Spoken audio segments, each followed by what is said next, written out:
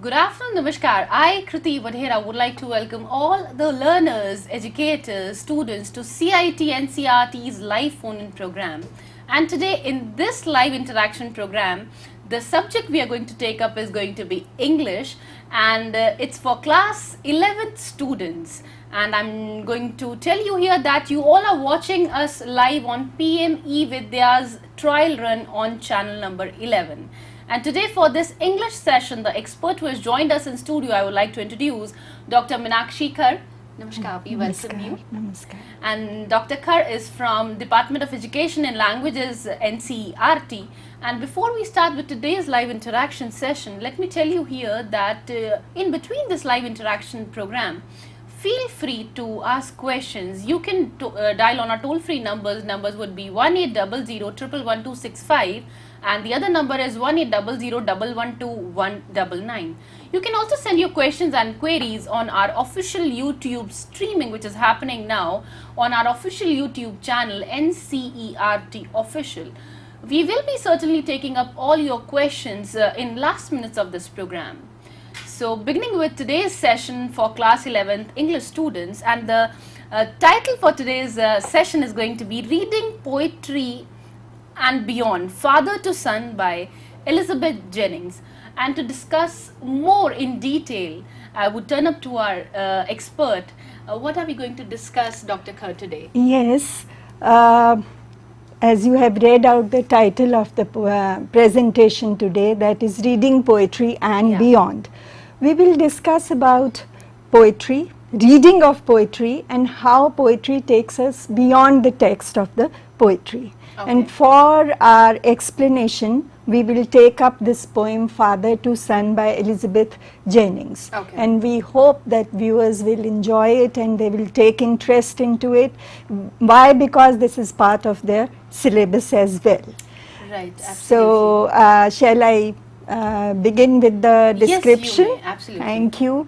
Now, you see, reading poetry and beyond. When we talk about poetry, we all know that it is a very important genre of our literature. Right. And it is something very fascinating, very mesmerizing, and we hold, people who read poetry, write poetry, or appreciate poetry in very high esteem. Why Yes. so?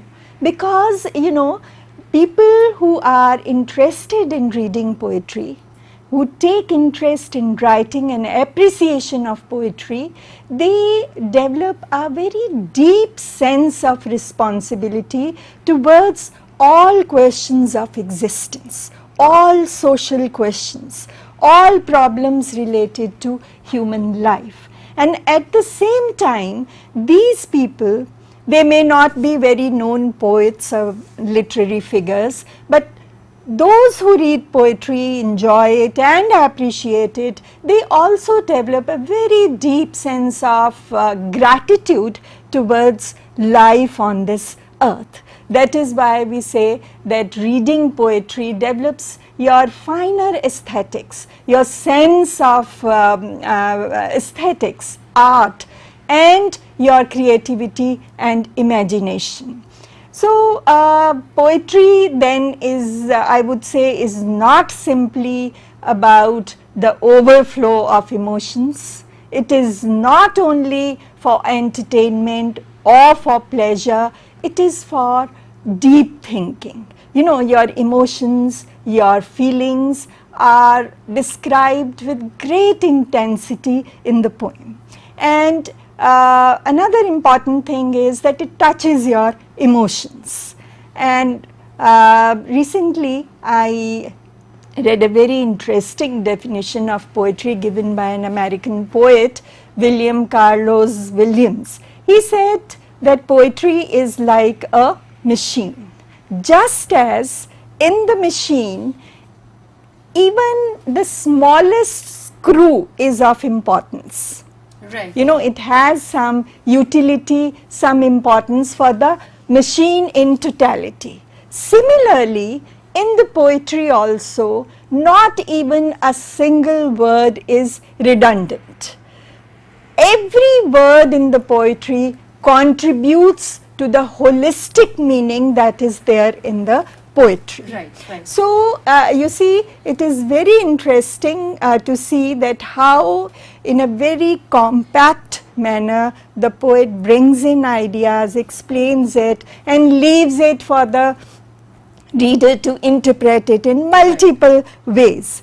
So, this program is meant for children, for learners who are in, at senior secondary stage, level, yeah. and we expect that they have done almost 10-11 years of English, and we expect from them that they have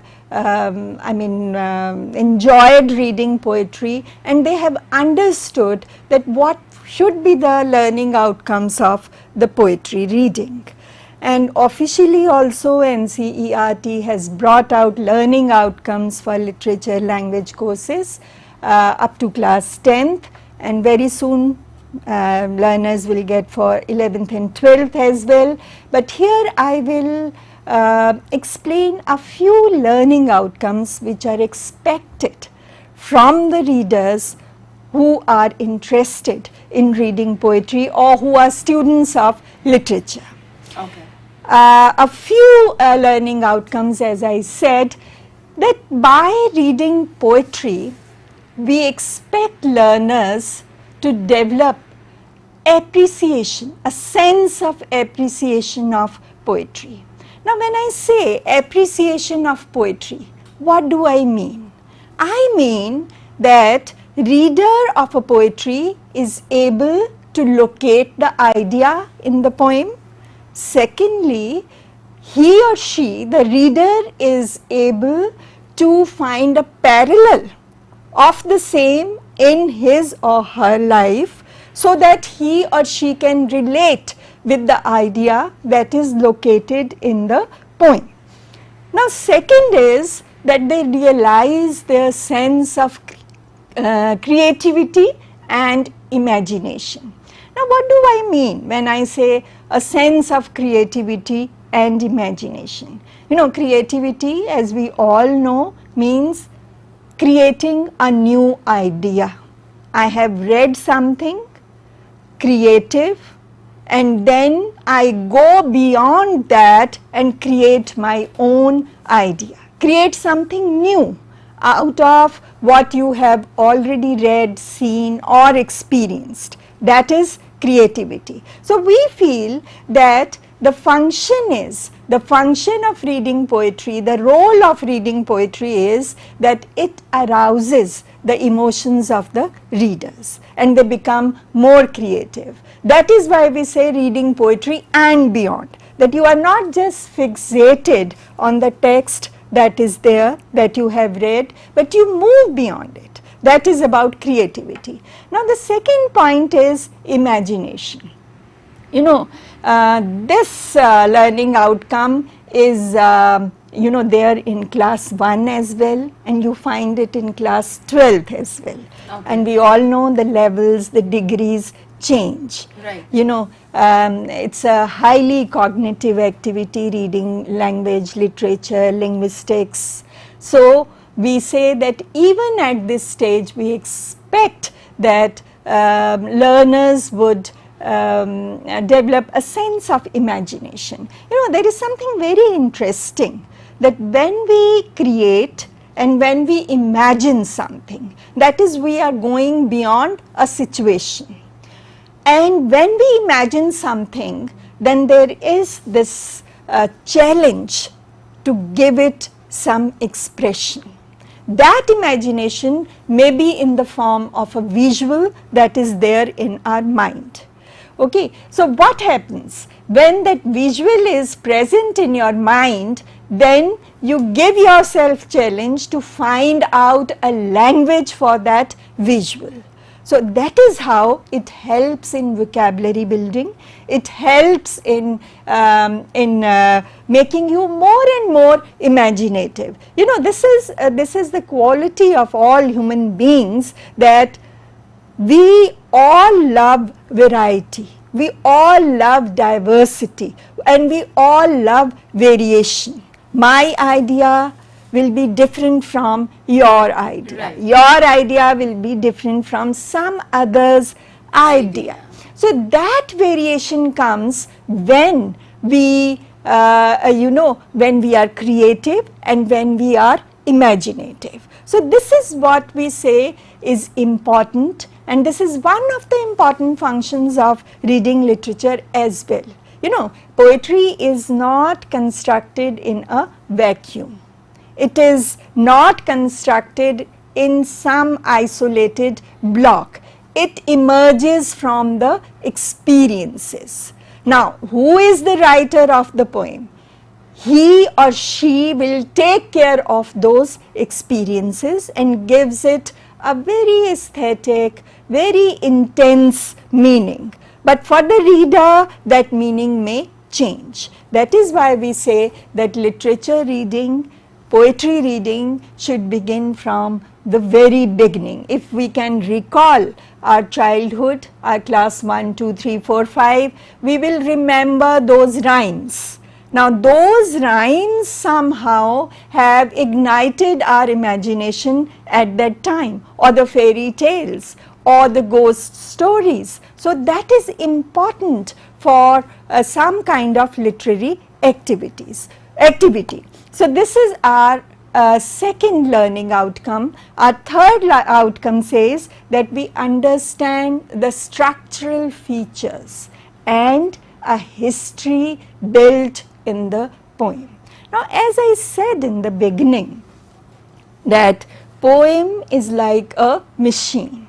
Even a smallest word, your punctuation mark, adds to the meaning of the poem. Just as in a machine, the smallest screw, the smallest hole has some utility in the machine. So we should have an understanding of the structure of the poem. Like we talk about rhyming in the poem, we talk about literary devices that are there in the poem, the role of punctuation in the poem, and the most important is, in context of modern poetry, I would say that the modern poetry is very dialogic in nature. When I say dialogic, what I mean that it engages the reader in a dialogue. So when we are in dialogue with the narrator of the poem, we become very logical, and our argument is based on reasoning as well. So this is a deviation from our classical poetry, and the modern poetry, the more you read, the more you will come to know that there is lot of dialogue, there is lot of logic and reasoning in the modern poetry. And another important thing is, we will discuss it when we will take up the poem also, that we start reading from the title of the poem. So as a reader of the poem in class 11th onwards, we should also have this understanding that how that structure has been built by the poet, that how from the title he has moved on to the middle part and the end part of the poem. Is there a connection? You know, it is not necessary that there should be a connection. Why? Because we, the poets always have that poetic license. They can always deviate from the standard norms of writing poetry, but still we should have this understanding that does it carry the tale? The narrator is saying from the top till the bottom. Does he take you to the conclusion, or does he leave you to have your own interpretation? So this is also part of the structure of the poem, and the more modern linguists are very much interested in this area.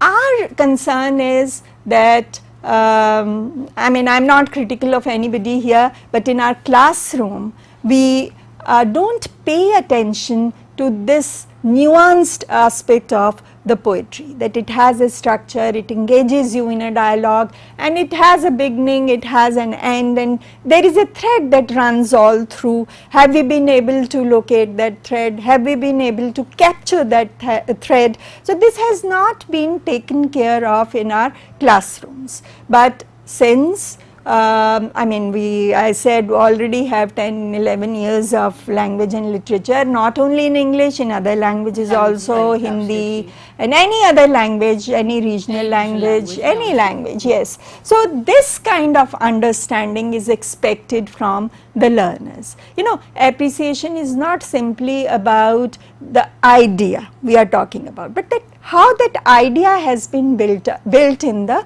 poem. That is also very important. Now, history built in the poem. Now, the point here is that there is some history. That history might be the personal history, that might be the history of the people, the social history, the national history, any history, but it has a past. A poem has a past. So have we been able to capture that past? That is also important. Another is reading poems aloud. Convey what? When I read a poem aloud, what does it convey? One is that the pleasure I am taking, I am enjoying the poem, and secondly, the modulation in my voice, the tone, everything contributes to the fact that whether I have understood the poem or no.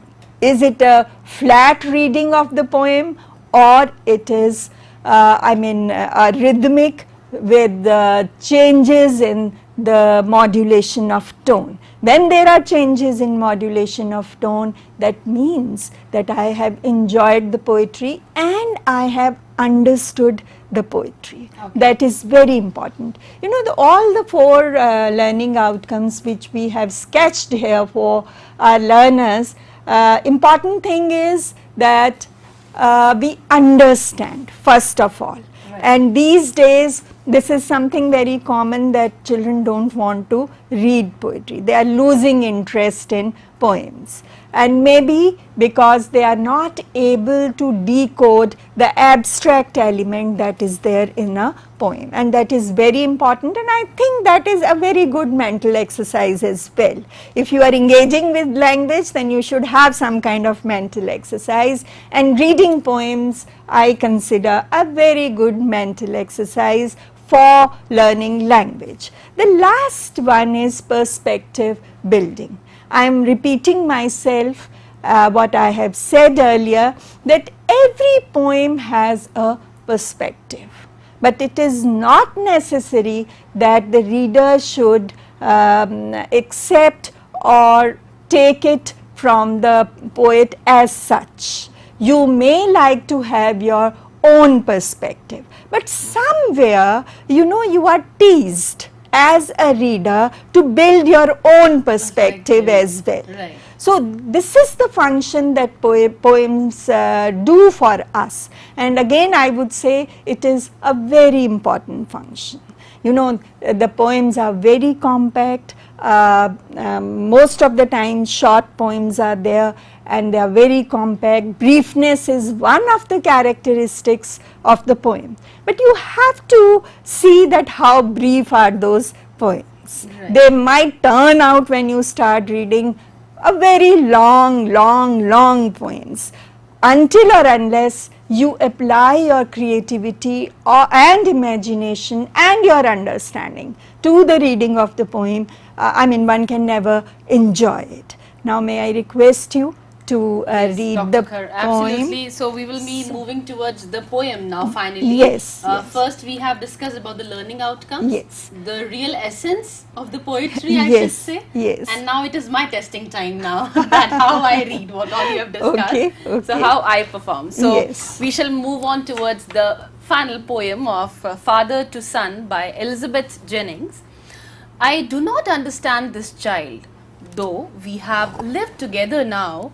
In the same house for years I know, nothing of him, so try to build up a relationship from how he was when small, yet have I killed the seed I spent or sown it where the land is his and none of mine.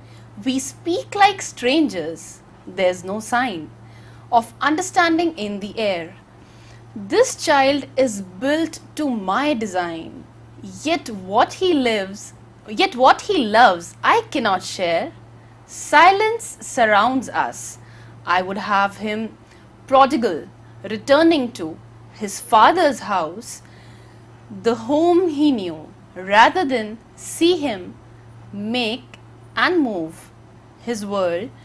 I would forgive him too, shaping from sorrow a new love. Father and son, we both must live on the same globe and the same land. He speaks, I cannot understand myself why anger grows from grief. We each put out an empty hand, longing for something to forgive. Such a beautiful poem, Dr. Kar. Thank you very much. You read it so well. I could connect whatever you spoke, the punctuation marks, the essence, the meaning building, everything I could feel. Yes. And one important thing while you were reading, you just fumble for half a second there at an empty hand. You corrected yourself. Yeah. What does it convey? That you were trying to make a meaning out of the poem and you read it, you felt that you read something wrong and you went back. Yes, I could sense that. So that is what we want. That some sadness is there. I could feel that. Yes, and you see, she just missed out and then you didn't miss out actually, you just, a pause pause was there and then you corrected yourself. So this is again a sign that you are reading the poem with meaning. It's not a flat reading, you are not just reading the words, but you are reading with the meaning and you realized, subconsciously that something is wrong and you corrected yourself. So this is a sign of a good reader of poetry. Because this was the first time, Dr. Kar, I was going through this poem. Yes. And in beginning, there was a very soft connection was shown of a father and a son. Yes. Gradually, these, yes. What he was discussing, it touched me somehow. Yes. So this is what the first reading of the poem should do to the reader. Okay. You have been, sometimes shaken also when you read the poem. See, sometimes there is a mild jerk, but sometimes it is shaking also. And sometimes you are, taken into a land of fantasy. But this is not the poem which will take us to the land of fantasy. It is it's a very realistic, absolutely. Very realistic poem. And first I will explain it and then I will go line by line to discuss the grammar of the poem. Okay. When we read this poem, Father to Son, I mean all of my viewers and Kriti also will agree with me that it is the worst human crisis of the century which we are facing today. And what is that? Estrangement. When we say estrangement, it means that our relationships are breaking down. Very close relationships are breaking down.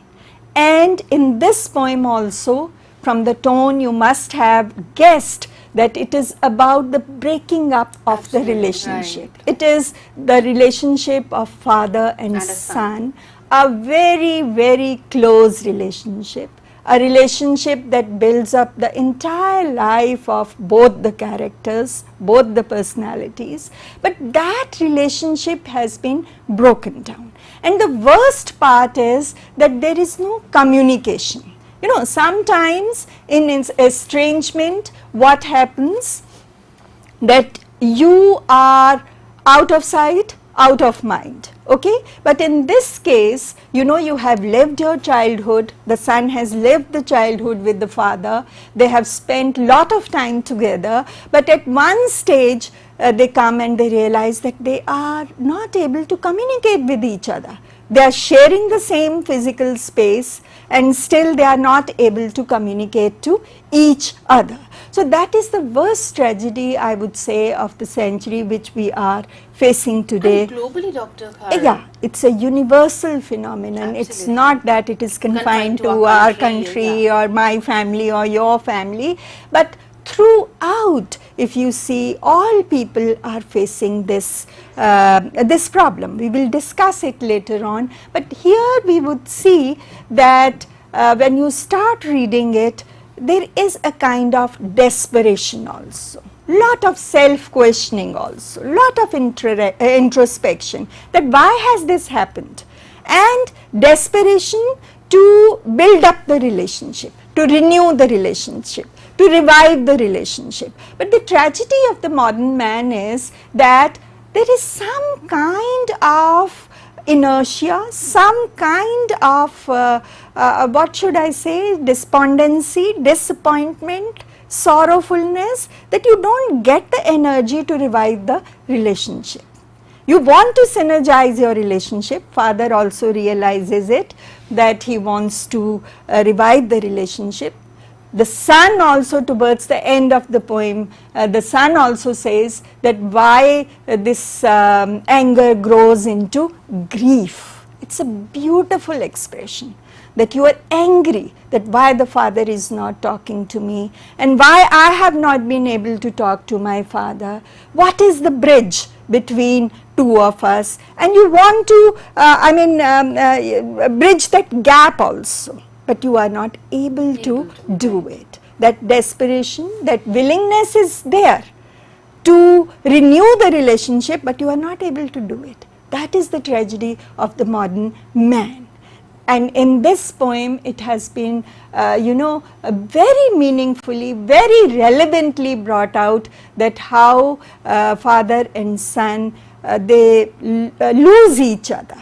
There is that desire to seek each other's company, to talk to each other, but they are not being able to do it. And Elizabeth Jennings, though has been said to be a traditional poet, and you will see that she has tried to retain the traditionalism in poetry in the form of the structure. You will find some rhyming scheme in this poem as well, but here she has come out very candidly on the relationship that is there. And again, we have discussed a lot earlier, said a lot earlier also, that poem is a representation of something, and that something touches all of us. That is the beauty of reading and writing poetry, that it represents, it's symbolic of something. We are all facing it. It is not an essay written there. Right. But in a few lines,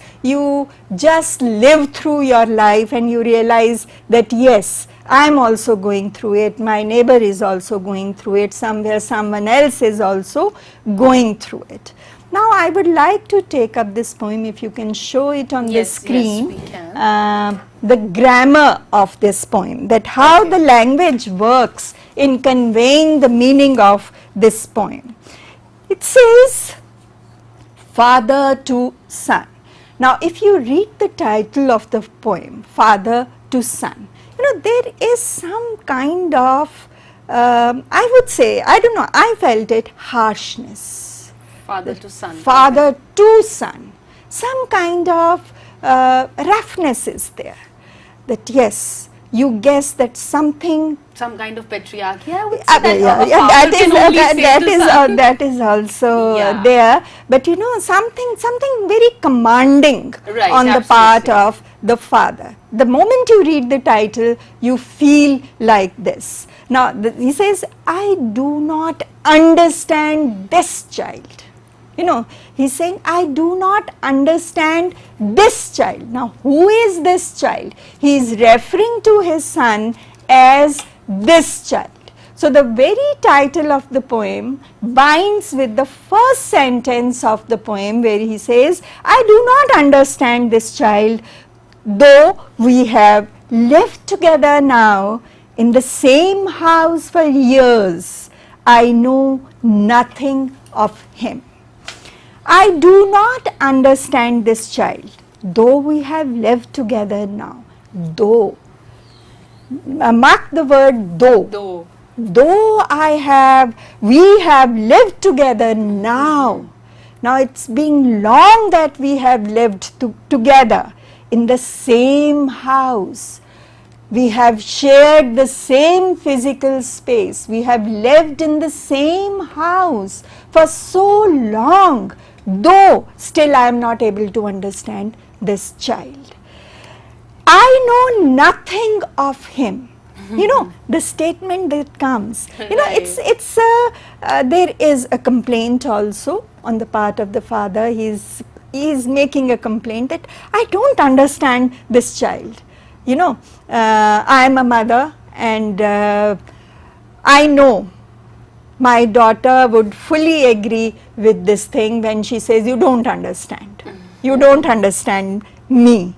So here also you will see that the father is trying to say that what has happened to our relationship. Though we have lived together now in the same house, we are not physically away from each other, but I know nothing of him. This is the situation which the father is describing. But at the same time I said that there is an effort to rebuild this relationship. That is why this word so says, though we have lived together, we have not been able to understand each other. So what am I doing? I am trying to build up a relationship from how he was when small.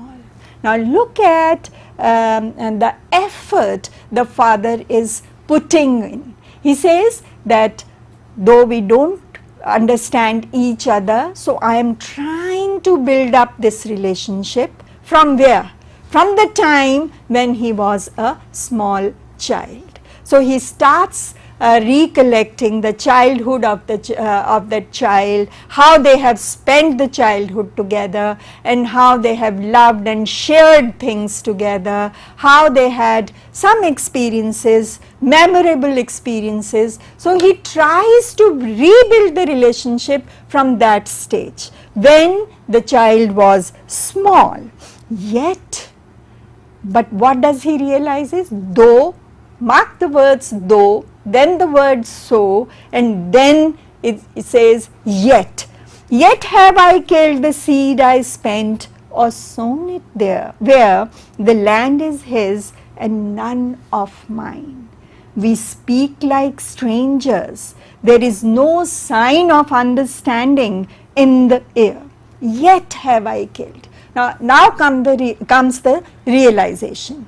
I am trying to build up the relationship, and my basis is my childhood, but still I feel, what have I realized? That all my efforts will go waste. Why? Because I feel that I have no space in his world. There is no reflection of myself in my child's world. The seed I have sown, he is my child, but I have lost my child. He has escaped in his own world, a world where there is no space for myself. Yet, that is why he says, yet have I killed the seed I spent, or sown it where the land is his. Now the world is his. He has, he has shifted to another world, and there is no space for myself in his world. So there is complete detachment, there is complete estrangement in the relationships. There is a feeling of being, both of them being strangers to each other. There is nothing common about which they can talk to each other. We speak like strangers. You know, as if we have never met, as if there is nothing common between us, as if we have not lived together, as if we have not spent our childhood, the son's childhood with the father. So there is complete strangeness. You know, and there is no sign of understanding in the air, that there is nothing that that can bring us together. There is nothing now left that can bind us together. It seems as if that we have lost the ground. The father feels that as if he has lost the ground. The child has his own world and he has moved to his own world, and nothing is left which could bring them together. And when we see the choice of the words, on the part of the poet, Elizabeth Jennings, as I said earlier also, that in the modern poetry you will find that you are being, you have been pushed into the narrative. You enter the narrative, the reader enters the narrative, and some kind of logic and reasoning is being created in the poem, but still you don't feel that you are reading an essay, or you are reading a report, or you are reading an article. It still remains a poem. Look at the beauty of the selection of the words and the way she moves on, father to son. A very sudden, it gives you that impression that something ominous, that something bad is going to happen, something is not good. And then you see, I don't understand this child. That's how she begins, no? Yes. Yeah. That child, who is that child? The son of the narrator. Father, yeah, narrator. But he says, I don't understand this child. A typical image of... As you said, some harshness could be, Yeah, that felt, can be felt, that can be guessed the moment you start reading this poem, itself, with the title itself. And how she retains that throughout the stanza and throughout the poem also. Absolutely. That shows the seriousness of the problem, which she has seen, which she has experienced also, because she also has lived a very isolated life. Okay. And this poem is also described as an autobiographical poem of Elizabeth Jennings. She didn't have a good relationship with her father, and she said somewhere in her autobiography also that her sister was close to the father, but she was not. She was always scared of her father. So that tone, that mood is also depicted in this poem. But that becomes a universal theme also.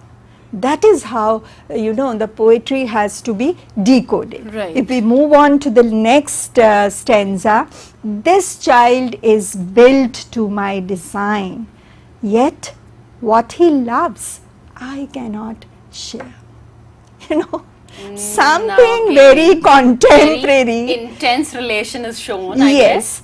But very he's part of me only. He's part of me. Yeah. I have, given birth to this child. I am the father to this child. Yes. But yet, what he loves, I cannot share. I cannot share. It's a very common. We'll come to that also. What is generational gap being talked about? And this is something very common. In every household, in every family. That distance has come, because I am not able to understand my child, and my child is not able to understand my value system, my thoughts. So that gap that has been created has been very candidly, very boldly, very starkingly, I would say, written by Elizabeth Jennings. And she has brought out very clearly, and she says, this child is built to my design, yet what he loves I cannot share. Silence surrounds us. It shows, you feel so sad for the father as well as for the son. When there is a silence, that means when there is no communication in a relationship, then what happens? Mentally you exist in my mind, my child exists in my mind, but I am not able to connect with my child. It is not that physically it has just been out of my mind. That remains there. After all, he or she is the child. So he says silence surround us, and this is again I would say is a very sad and bad sign in any relationship between friends, mother, father, mother, son, mother, daughter, in any relationship. Yeah. That silence should not be there. I would have him prodigal returning to his father's house, the home he knew, rather than see him make and move his world. I would forgive him too. Look at the effort he is making, the desperation of the father. Now here prodigal returning. Now prodigal returning, she is referring to a biblical story here, and the story goes like this, that a rich man had 2 sons, and somehow what happened, the younger one demanded his share of property from his father, and he wanted to move away from the family. Father did it, accepted his demand, and he went away with his money, with his share, and he moved away to the city life, away from the father. And prodigal, you understand, a son who, a man who wants to live very extravagantly, very lavishly. Now this was the prodigal son who wanted to live a very lavish life. So he lived his life lavishly, spent all his money, and then he realized that he had nothing else left to survive on. Now what can he do? Now what he did, he thought of going back to his father. So the father also received this news that the son is coming back. So he was extremely happy. He arranged a party for his welcome, but the son who was living with him, he was little annoyed, and he said that why you are arranging such a party, and why are you so happy about the son who has left you at one time, who has lost all your property, and he's coming back to you. I mean, you should reprimand him, you should give him some kind of punishment, but you are so happy. The father said that what was dead has been revived. Okay. Now what was dead? Dead was the relationship between the prodigal son and the father, because so long as he had that money, he had the power, and he enjoyed his life, he never thought of his father. But when he lost his money, he was reminded of his father. But the father saw there an opportunity, that this is the time that I can bring my family together. So he he excused him, and he was very happy that he had come back. So here also the father is referring to that biblical story, and he says that okay, he has moved away and he has been living his own life, but if he comes back to me, I will not punish him, I will accept him, and I would be the happiest man on the earth if he will come back to me. So that is how it shows. I will say 2 things here. One is the poet's effort in keeping the faith in traditions. You know what she is trying to say to the readers. One is that this is the situation, and this is a very hopeless, bad situation where the relationships have been torn apart. But if we act wisely, especially the elders, if they act wisely, still there is a hope, because you know, family is an institution which keeps human beings united, which keeps human beings close to each other, bonded to each other, and that is the most essential institution of our society.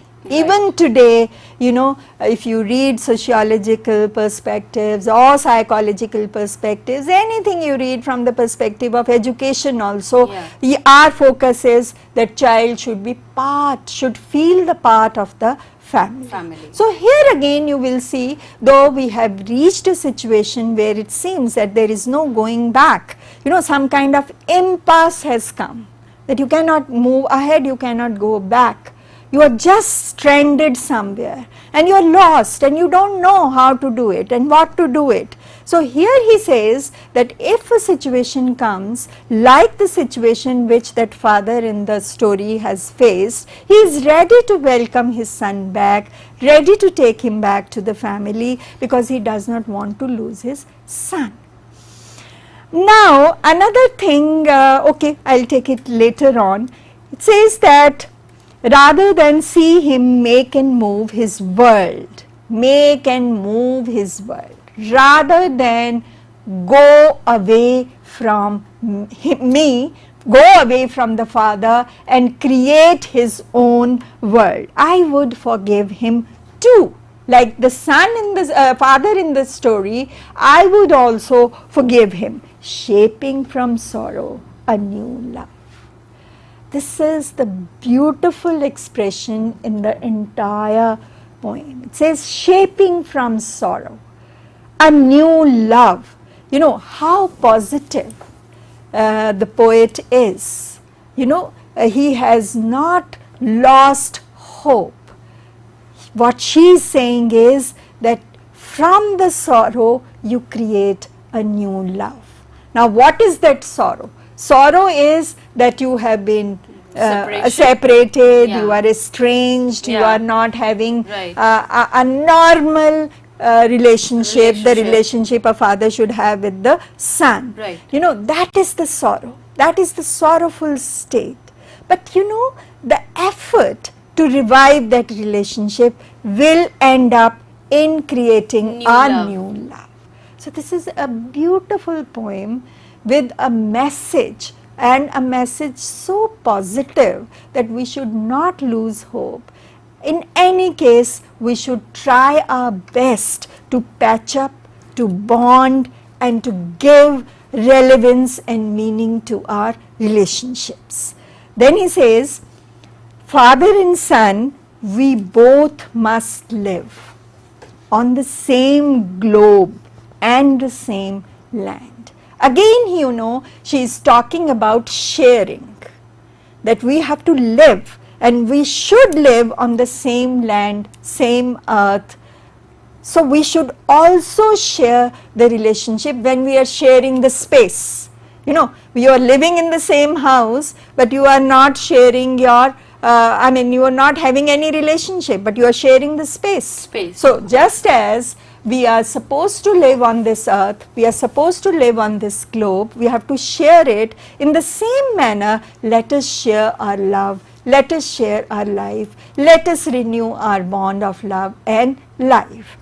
Again come to the last lines, on the same globe and the same land, he speaks.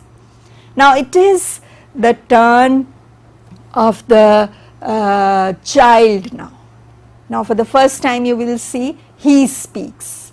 Otherwise, you know, when I read first two stanzas, I realized it is a kind of a muted dialogue. You know, father is creating everything in his mind, he is hopeful also, and he is planning, and the dialogue is muted. It is not shared with the child. When you come to the last part of the poem, you realize, says, he speaks, I cannot understand myself. You know, the same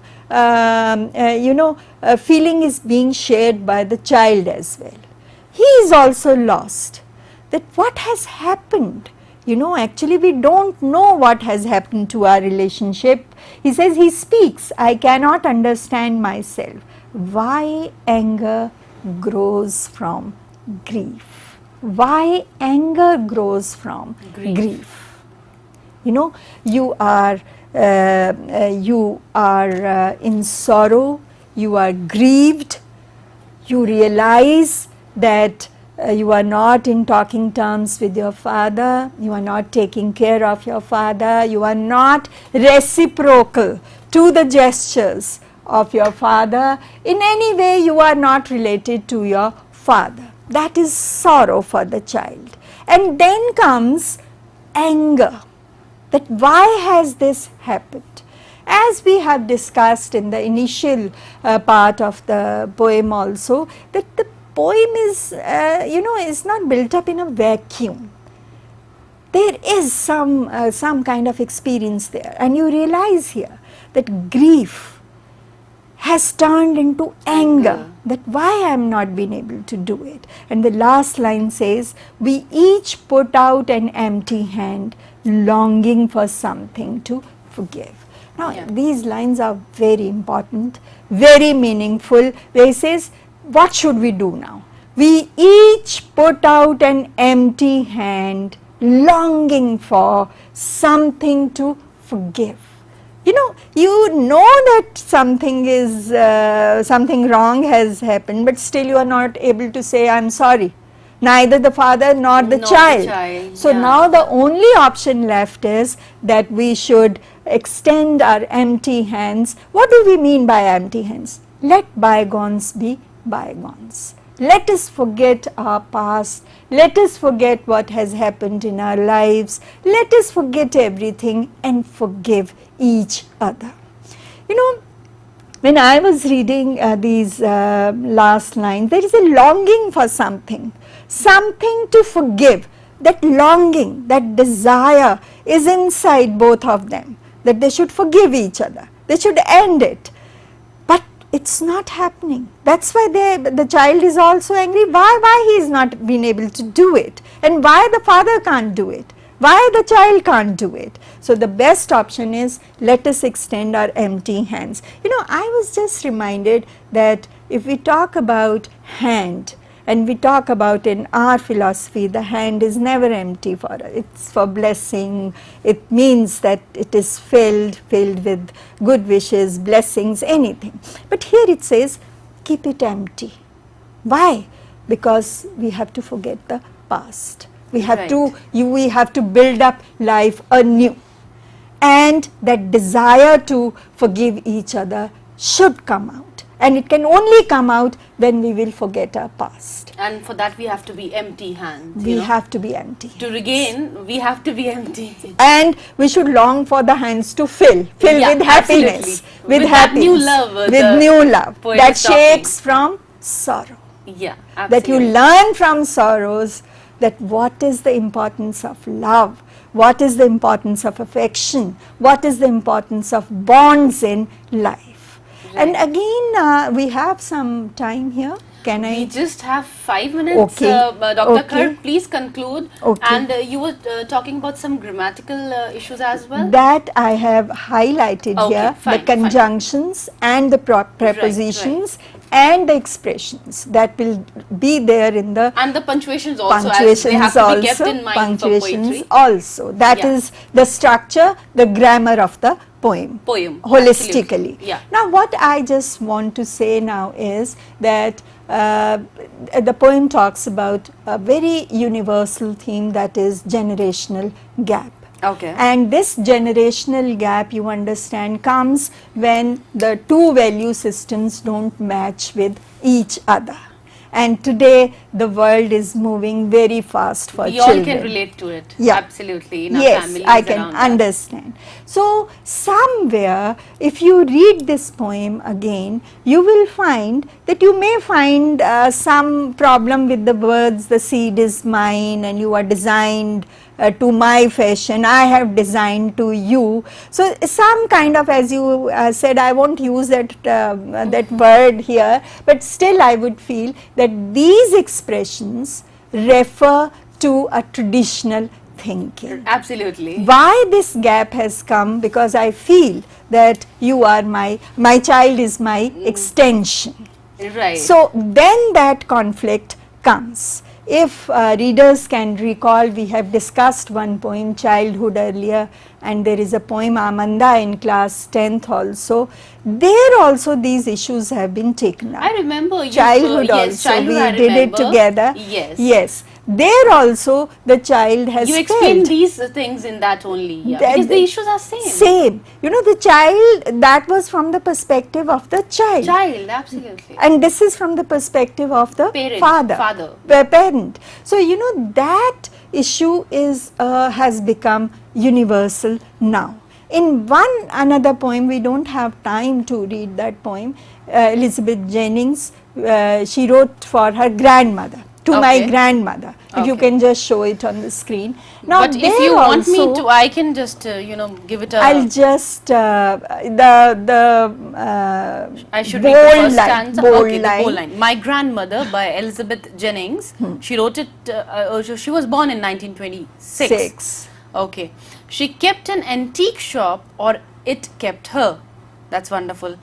Among apostle spoons and Bristol glass, the faded silks, the heavy furniture, she watched her own reflection in the brass, silvers and silver bowls, as if to prove polish was all, there was no need of love. So beautiful. Yeah. And you see, you read the third line also, you will find that in this poem also, you know, grandmother becomes the symbol of tradition, the old tradition. Old tradition, yeah. She is like a antique. She loves to live in a shop where she has collected all her antiques. She doesn't want to go out, meet people, meet young generation.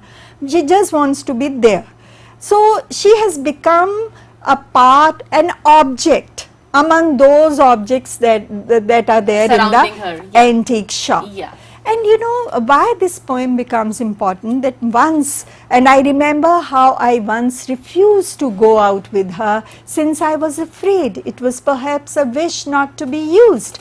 You know, the Elizabeth Jennings, the narrator, says that she remembered that once the grandmother asked her to come with her to that antique shop, but she refused, because she had this fear that she might also not become an antique like the objects there. Right. And when she died, she says, Elizabeth Jennings says in the end, that when the grandmother died, she was not, you know, there was not much grief on pain on her death, but she had regret that why she refused to accompany her grandmother. Right. You know, the same regret you see in the last stanza of this poem, that is Father to Son. Now, this is a very representational poem where it says that we need to find a balance, a ground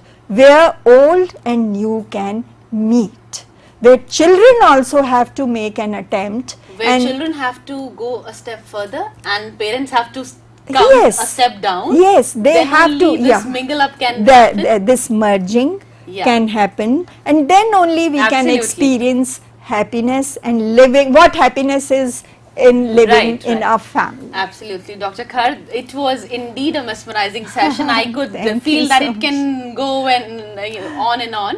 But yes, we are stuck to time limitation, and the poem was wonderful, very realistic. I guess some 11th standard students must have gained a lot out of it. Not just students, even I have learnt a lot. We all actually. Yes, absolutely. It's a message for all of us. And Dr. Khar, I really thank you for joining us for today's session. You give your generous support time to time for these live and lovely interactions. Thank you. My pleasure. Thank you very much. And remain connected, because we will be bringing such live interaction programs on PM eVidya. Stay tuned. We will be coming back just in a short while. Thank you.